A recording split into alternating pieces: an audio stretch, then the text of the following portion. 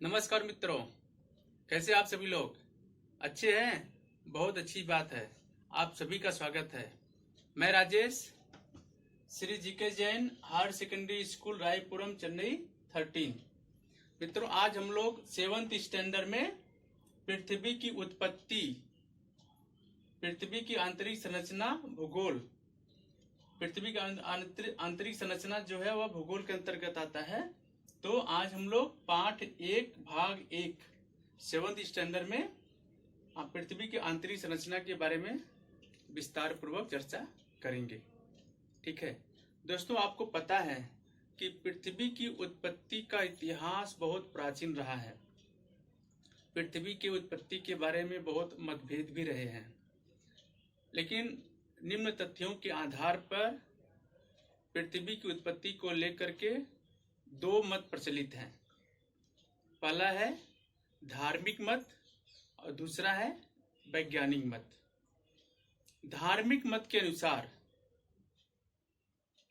यह कहा गया है कि पृथ्वी की उत्पत्ति ईश्वर ने की और पृथ्वी पर जितने भी जीवधारी हैं, जीव हैं, सबकी सृष्टि भी ईश्वर ने ही की है और ईश्वर के बिना कुछ भी संभव नहीं है, ऐसा धार्मिक मतों के अनुसार कहा गया।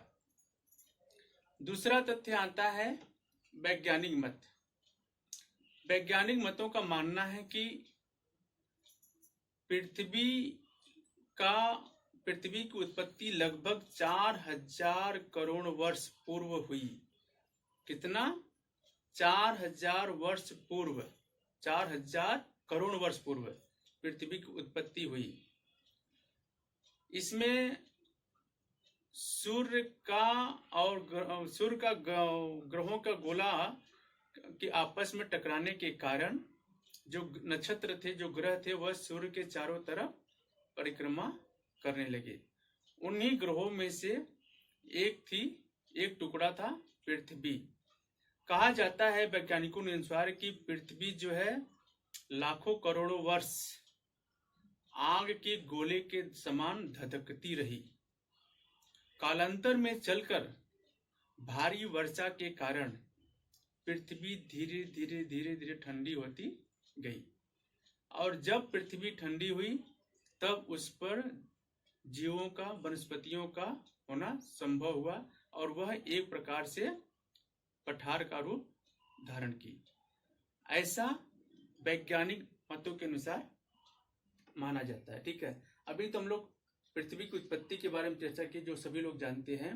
अब हम लोग अपने टॉपिक पर भी चर्चा करेंगे कि पृथ्वी का आकार कैसा है। आप सभी को पता है, कोई बोलता है गेंद के समान है, कोई बोलता है कि अंडे के समान है, कोई बोलता है एप्पल के समान है। एक्चुअली पृथ्वी का शेप जो होता है, जो ग्लोब्स होता है, हम लोगों जो ग्लोब्स है उसके समान, यानी कि पृथ्वी के जो मुर्गी के अंडे होते हैं, या हम एप्पल बोल सकते, सेव बोल सकते हैं, सेव के समान जो पृथ्वी का आकार होता है। ठीक है, आकार कैसा होता है आपको एग्जाम में दे दिया जाएगा। पृथ्वी का आकार होता है गोलाकार, चपटाकार, अंडे के समान और इनमें से कोई नहीं। तो ऐसे 4 ऑप्शन दे देंगे तो बहुत सारे बच्चे का गोलाकार, क्योंकि गोलाकार गोल के समान होती है इसलिए गोले पर टिक कर देते हैं, लेकिन वो आंसर क्या है, वो रॉन्ग हो जाता है। तो पृथ्वी का आकार कैसा होता है? मुर्गी के अंडे के समान या सेव के समान पृथ्वी का आकार होता है। तो पृथ्वी के आकार तो हमें मालूम पड़ गया। अब हम लोग पृथ्वी का एक आंतरिक भाग को लेकर के यहाँ पे हम आपको समझाने की पूरी प्रयास करेंगे। तो पृथ्वी का एक आंतरिक भाग हमने लिया है। पृथ्वी के आंतरिक भाग को समझाने के लिए पृथ्वी के आंतरिक भाग को 3 भागों में बांटा गया है। पहला भाग है क्रस्ट, दूसरा भाग है मेटल और तीसरा भाग है कोर। ये 3 मुख्य भाग हैं। लेकिन जब कोर को आप डिवाइड करेंगे तो कोर को 2 भागों में हम डिवाइड करते हैं, ऊपरी कोर और निचली कोर। ऊपरी कोर को सियाल और निचली कोर को सीमा। अब सियाल में कौन कौन से तत्व होते हैं, सीमा में कौन से तत्व होते हैं, उसके बारे में हम लोग चर्चा करेंगे। ठीक है।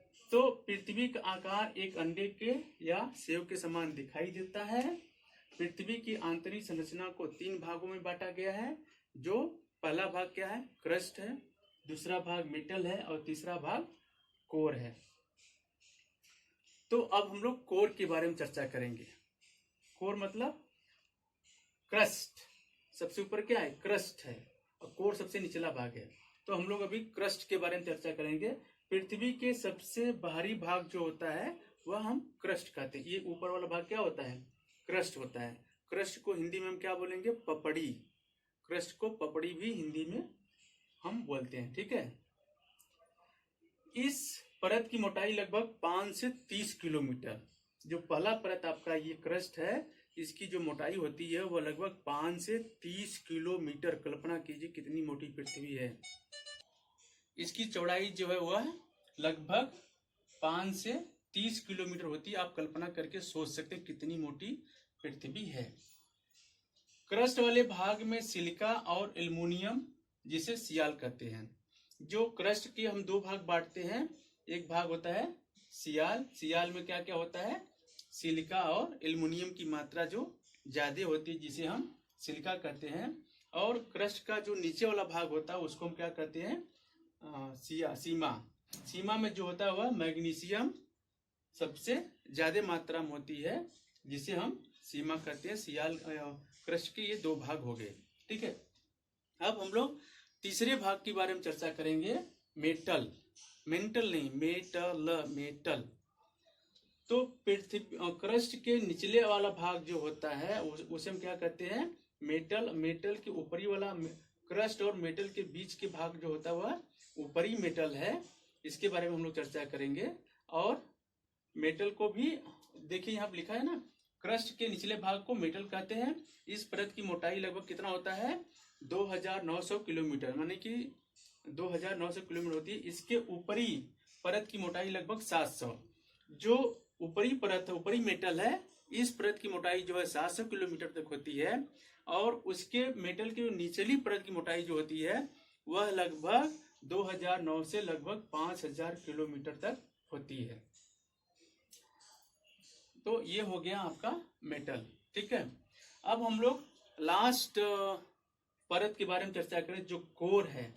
कोर को भी हमने 2 भागों में डिवाइड रखा है, बाहरी कोर और आंतरिक कोर, ठीक है। तो पृथ्वी के सबसे निचले भाग को कोर कहते हैं। इस परत को बायोस्फीयर, क्योंकि ये सबसे निचली परत है इस कारण बायोस्फीयर कहते हैं। इस परत के 2 भागों में बांटा गया है। पहला परत है बाहरी कोर। यह परत लोहे की मात्रा अधिक होती है। जो बाहरी कोर होता है, यहाँ पे देखिए मैंने लिखा हुआ है बाहरी कोर, इसमें जो है लोहे की मात्रा क्या है, आयरन की मात्रा सबसे अधिक होती है। यह लगभग 2900 से लेकर के 5150 किलोमीटर तक मोटी होती है। अब सेकेंड आता है आंतरिक कोर। आंतरिक कोर में निखिल और फोरस की मात्रा ज्यादा होता है, जिसके कारण इसे हम क्या कहते हैं, नीप। निखिल और फोरस की मात्रा ज्यादा होने के कारण इसे हम क्या कहते हैं, नीप कहते हैं। इस परत में तापमान सबसे ज्यादा होता है। और इसकी जो पृथ्वी की त्रिज्या है लगभग वह कितनी होती है, 6371 किलोमीटर। पृथ्वी की त्रिज्या कितनी है, रेडियस 6371 किलोमीटर तक होती है, ठीक है। लास्ट में आता है क्या, अब इस टॉपिक के प्रति क्या हम 2-4 क्वेश्चन पूछ सकते हैं, या एग्जाम में आपको प्रॉपर क्या पूछा जाता है। तो इसमें क्या कहता है, भिन्न को अलग करो। भिन्न को अलग करो मतलब 4 आपको ऑप्शन दिया हुआ है, क्रस्ट है, मैग्मा है, कोर है, मेटल है। यहाँ पे क्या बताया गया, क्रस्ट, मेटल, कोर। यहाँ पे क्या दिया हुआ है, क्रस्ट, मैग्मा, कोर, मेटल। माने कि ये क्रस्ट भी ऊपरी परत है, और ये निचली परत है, और ये मध्य परत है। तो मैग्मा इसमें क्या है, सबसे डिफरेंट है। तो इसको हम क्या करेंगे, सर्कल कर देंगे। तो इस प्रकार के बहुत सारे क्वेश्चन आपको पूछे जा सकते हैं। तो अच्छा से आप प्रिपेयर कर लीजिएगा। अगला है सियाल किसे कहते हैं। जैसा कि हमने यहाँ बताया कि सियाल में सिलिका और एल्युमिनियम की मात्रा सबसे ज्यादा होता है, जिसके कारण उसे हम क्या कहते हैं, सियाल कहते हैं। दूसरा है, पृथ्वी की बाहरी परत का नाम क्या है, चलिए बताइए। पृथ्वी के बाहरी परत का नाम क्या है? सीधे आप पिक्चर देखिए, बाहरी परत क्या है? क्रस्ट। तो आप क्या कहेंगे? पृथ्वी के बाहरी परत का नाम क्रस्ट है। ठीक है। नेक्स्ट है मेटल परत क्या है? पृथ्वी के निचली परत को, क्रस्ट के निचली परत को मेटल परत के नाम से जाना जाता है, जिसकी लंबाई लगभग कितना है? मोटाई कितना है? 2900 किलोमीटर तक है। ओके। नेक्स्ट आता है सियाल और सीमा में अंतर बताओ। सियाल जैसे मैंने बताया कि इसमें क्या है? मैग्नीशियम, एल्युमिनियम, सिलिका की मात्रा ज्यादा होती है, उसी कारण हम क्या है? सियाल कहते हैं। और सिलिका क्या है? जिसमें मैग्नीशियम और आयरन की मात्रा ज्यादा होता है, उसे हम सीमा कहते हैं। तो सियाल और सीमा में अंतर बताओ, ये भी एक इंपॉर्टेंट क्वेश्चन है, आपको एग्जाम में मोस्टली पूछा जाता है। लास्ट क्वेश्चन आता है पृथ्वी का रंग नीला क्यों दिखाई देता है?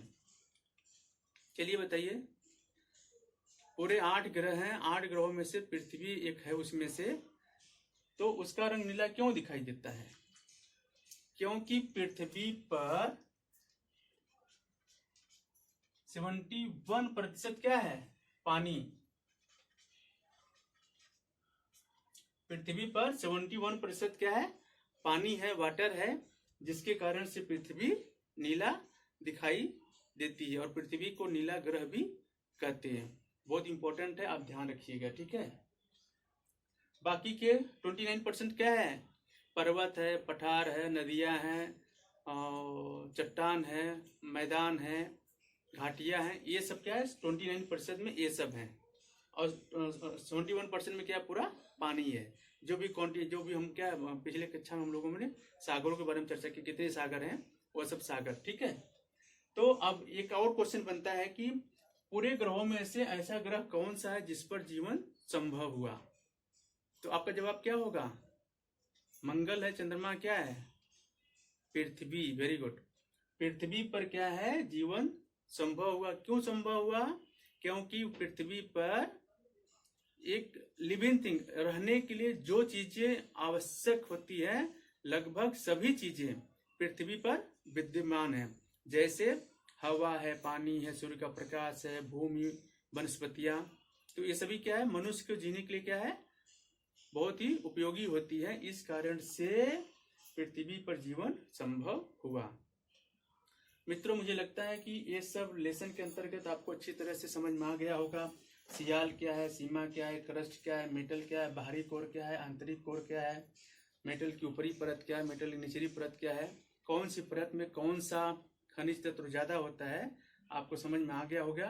दोस्तों, मेरा वीडियो अच्छा लगे तो आप लाइक और सब्सक्राइब करना नहीं भूलिएगा। तब तक के लिए धन्यवाद।